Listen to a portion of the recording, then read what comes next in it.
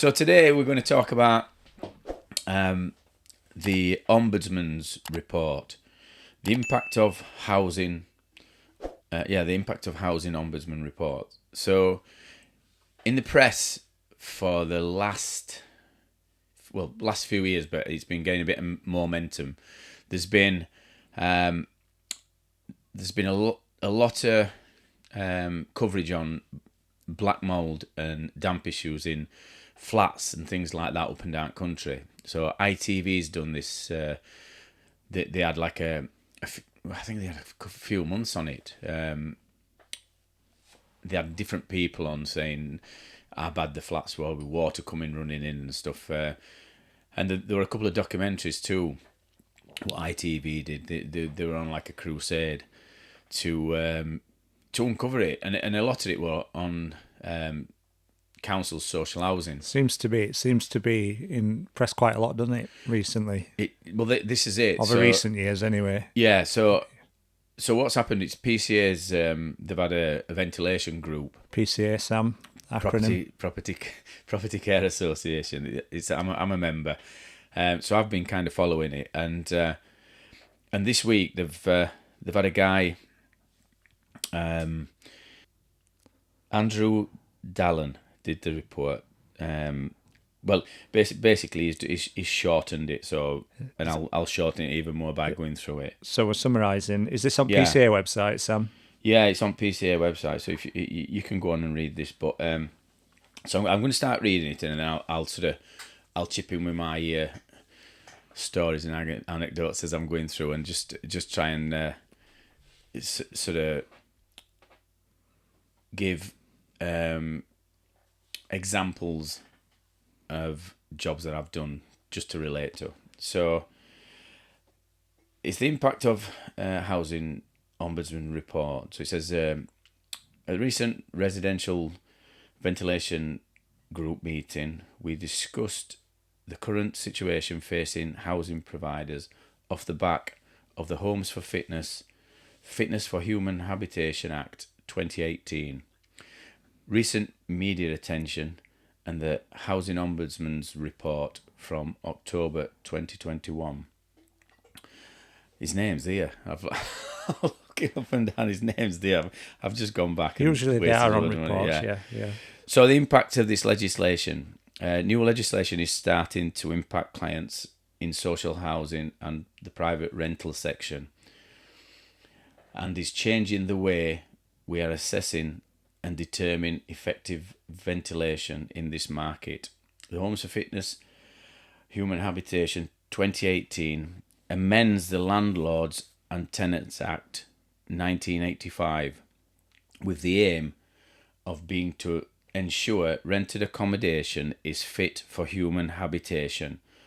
While it did not create new obligations for landlords, it required landlords to ensure their properties are fit for human habitation at the beginning and throughout the tenancy, requiring landlords to be proactive rather than reactive.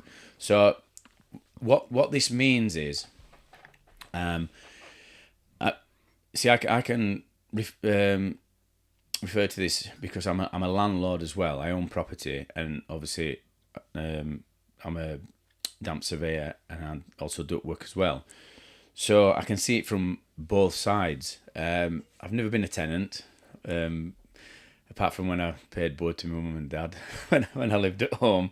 So and you got that back on. You gave it on Friday, and you were getting it back on Monday. Right? Yeah, that was it. Yeah, and I only paid what were mine? 4D. 15. Yeah, shekels. 15 quid, I think.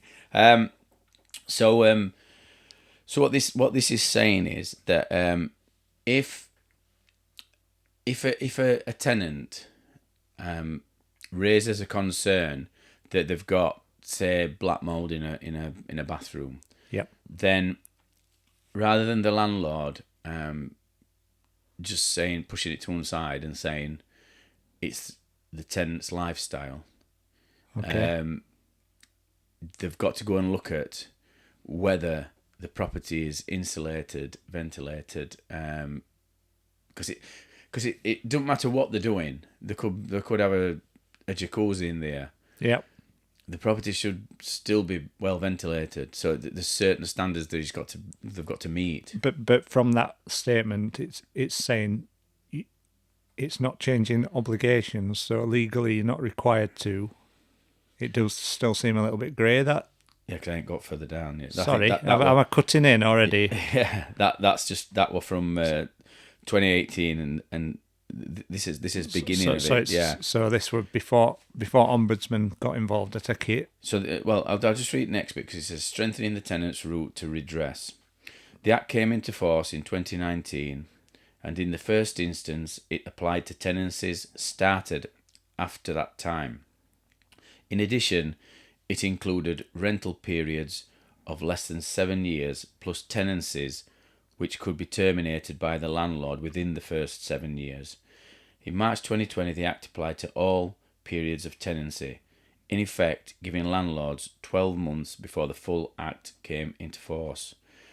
The Landlord and Tenant Act does not define fit for human habitation, but considerations should be given to repair, stability, freedom from damp, internal arrangements, natural light, ventilation, water, drainage, supply of both.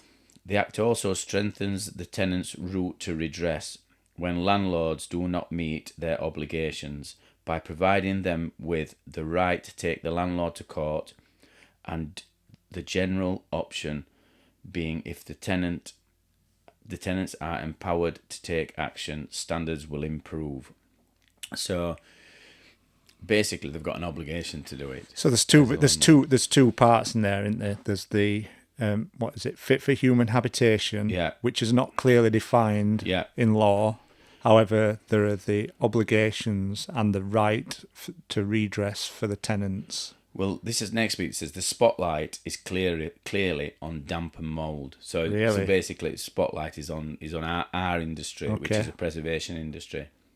So, knowing no fee solicitors are starting to make disrepair claims on behalf of tenants, and although COVID has had a significant impact on the uptake of cases against landlords, the floodgates are opening with adverts on TV, direct emails to tenants, and flyers throughout letter boxes. I've seen, for example, I've seen an advert for one of these already, and I think it's probably because of things me and you are looking at research. When we're researching, there was one last week. Yes, I do remember that. He didn't ask, did he? Well, I'll tell you about that in a sec. Yeah. So we've had the first with no fee. So this is starting to drive an exponential increase in claims, with some social housing providers quoting levels rising from anywhere between 15 and 150 per year prior to the legislation, up to 1,000 claims post legislation, but that were like 1,000 claims back to year dot. Yeah. So, but now it's like sort of 150, from 15 to 150 per year. This was before all sort of momentum got going. Yeah. With these no win no fee things. The spotlight is clearly on damp and mould, being the prime issue generating such claims. As a company, we have to undertake approximately 2,500 surveys for the social housing sector alone, and have determined circa 90% of the surveys highlight ventilation issues as being a primary cause, aligned to either the installation system or how the tenant interacts with it. So councils are already starting to get on board with it, paying for the surveys. I mean,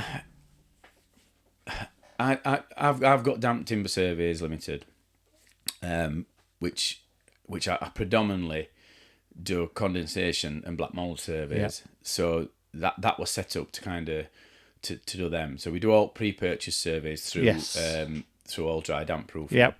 But I set damp timber surveys up to predominantly do condensation and ventilation. So we kind of get really busy when condensation season starts to kick in, which is back end of September through to back end of April. So autumn, winter, yeah, through to spring. Basically, everybody's got the windows shut. But so I set that up because there's a massive increase in people with black mould. Now, there's a lot of scare stories regarding black mould. And we've covered this already, haven't we? We've already done it, yeah. So you get people saying toxic mould and all this kind of thing. But it does... it can irritate pre-existing conditions so if in you've got asthma, vulnerable people. Yeah.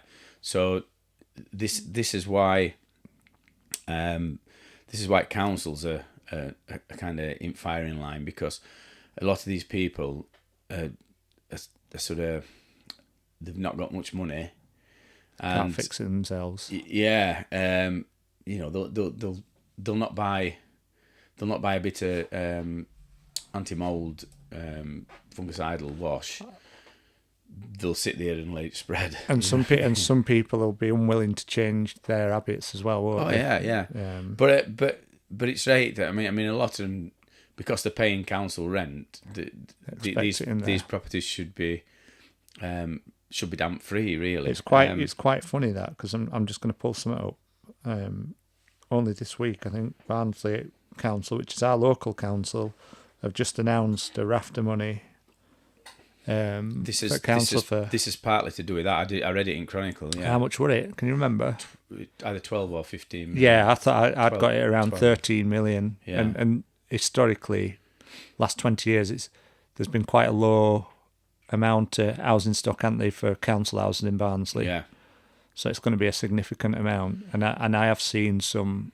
I've seen some pictures of black mould in properties, and it tends to be number one complaint, I would say, for people and that's just me saying it. I'm probably sure that it's not, but that tends to be the number one complaint for people, and no doubt it's because it's visible, and people have probably heard things about what black mould can do. I'll just tell this next bit. So how the housing ombudsman makes it clear it's not lifestyle. A landlord cannot simply blame the tenant for being at fault as such. The onus is clearly on them to ensure the property is compliant with all relevant standards in general in good condition. For example, the structure is dry and free from moisture ingress. Plumbing leaks, is appropriately insulated, and the installed ventilation is compliant with relevant regulations, meeting flow rate requirements for fans, performance, whole dwelling ventilation and purge ventilation, etc. According to the 2019-20 English Housing Survey, serious condensation and mould problems were present in at least one room in 3% of social sector homes. A massive potential market for effective intervention, which means this is PCA's kind of get your courses done. There's some more stringent regulations coming in, and I think it makes me think 2030 or it might be 2028. Houses have got to be insulated to a certain standard. Oh yes, yeah. And every house has got to be. But that's been coming for years. That's been there's a cut off. There's a cut off thing. I think it's 2028. Your houses have got to reach a certain what they call EPC. BTU. It's BTUs, isn't it? No, it's EPC certificate. So. All right. Okay. You go in and which you don't need to buy anymore, do you? When you sell it, when you sell them, they got rid of them. What? Energy certificates. No, you still have to have them done. Do you? Yeah, if you thought they got rid of them. No, if you look on... I know you still get them, but I thought I didn't think it were a legal requirement anymore. I thought they just did it as part of it. So this is why we have... So you want adequate insulation, adequate ventilation. So when I go to... on these condensation surveys... Yeah. So I'll go on a condensation survey. People will initially contact me and they'll send I'll send a responder out and ask them to send some photos of issues, so I can tell what type of damp it is. Usually from photos. So if I see black mould, and it's normally in a bedroom, or they've got like a upside down cone shape in corners of the building, it's how air circulates. If you've got black mould on there, or if they've got like watermarks on corners of buildings, I know that there's an issue with ventilation and insulation. So I'll say to them, we need to come out and do a site survey. So I send another responder that explains to them what we'd need to do. You don't just go and look at that one area. I have to go and look at all house. Yeah. Because I have to look at all contributing factors. Yeah, I have to look at sort of, have they got a fan in kitchen? Have they got a fan in bathroom? Have they got an extractor fan venting externally in kitchen? So, and this is one of the things that we have to look for. So I'll go to a property, and I'm not just looking at fans and stuff like that. I'm looking for other things. So we have to go upstairs and downstairs. This is one of the things that I'm looking for when I go to a property that's got bad black mould. I'm looking for a source of moisture. So a normal family of 3 will produce about 12 litres of water vapour per day. 12. That's a family of 3. Yeah, 12 did cross my mind when I went from 8 to 20. But that's not exhaling, that's producing. So it's washing, having showers, cooking. We can't say lifestyle now. Can't say lifestyle. Yeah, why not? Because it says in the report that right. you can't blame lifestyle. You can't blame it on lifestyle. So it's so basically this is what an average family does. An average family, probably more than average, does it? So 12 litres of moisture for a family of 3. I'll tell you something now. 6 bottles a pop. I think every single household in Britain in winter dries the clothes on radiators. Our house done. Really? Tumble dryer, pal. So she never puts them on radiator?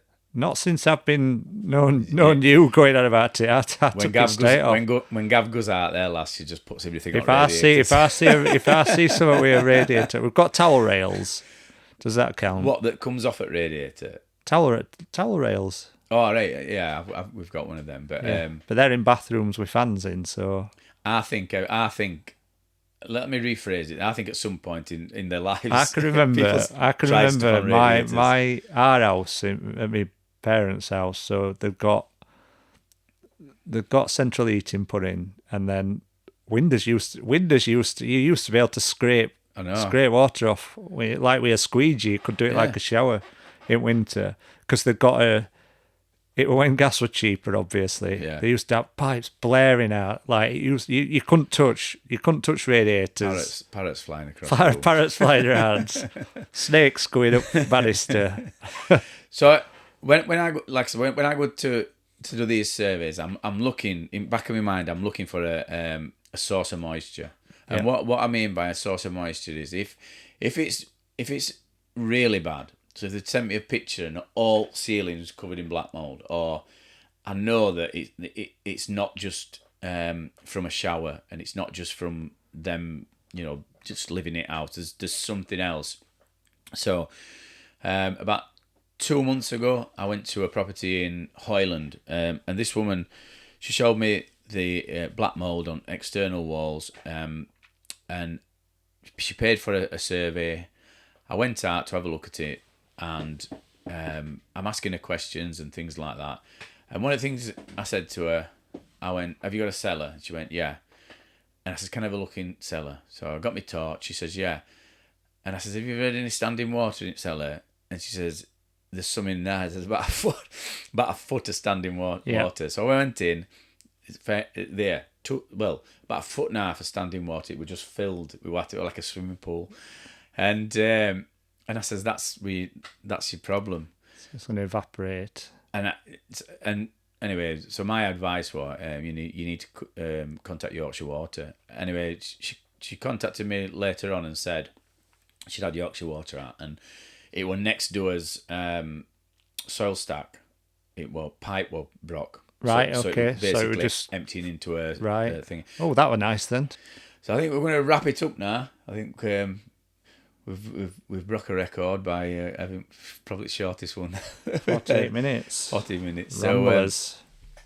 So if you need to get in touch with me about a survey or for black mould, condensation, things like that, or if you just want to ask any questions, you can either put them in chat, or you can contact me, Simon at thedampshow.co.uk or dampsam@thedampshow.co.uk. Or well, you've got to get it right. It's Simon. I've got two. Have you got Damp Sam? Yeah. All right. I've got two emails. What's mine?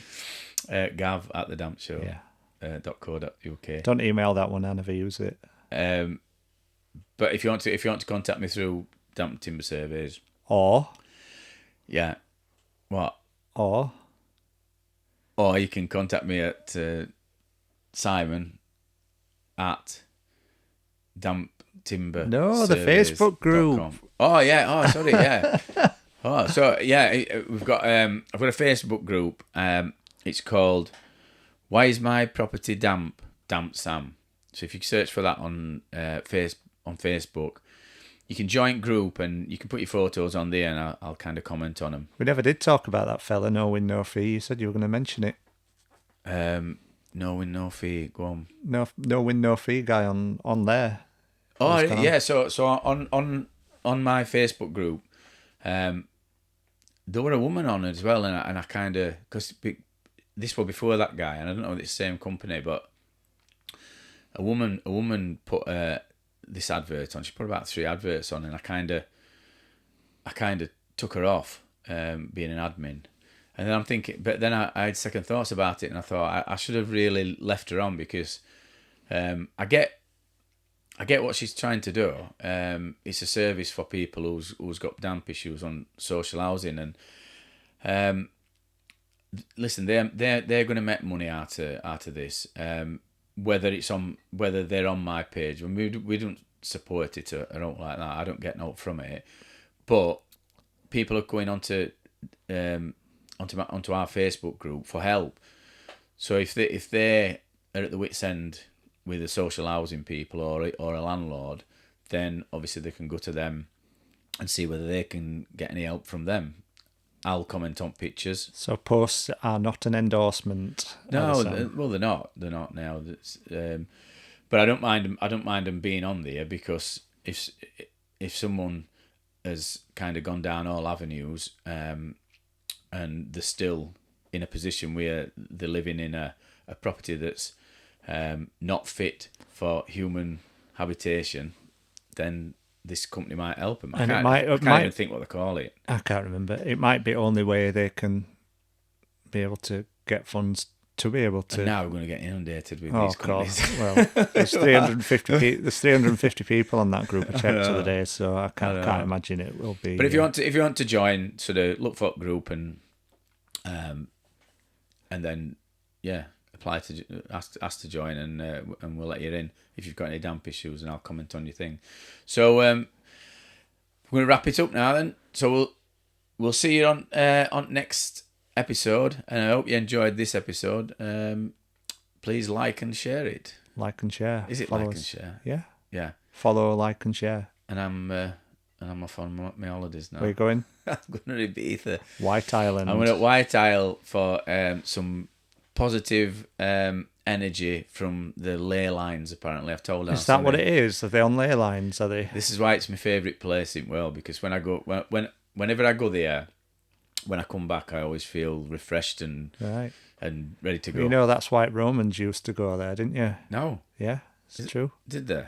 Romans used to use it as an holiday in Roman Empire. They used to go to Ibiza for their holidays. I never knew that. Yeah. But it does. You come back and you charge, and I have all these ideas. So this is why it's favourite place. Oh, my ears are going to get... I'm going to have to get an hearing aid, I think, when I come back. Just nod and say, yeah, that's my motto. So, bye-bye from me, and... Goodbye. Have a good one. Ta-da. See you later.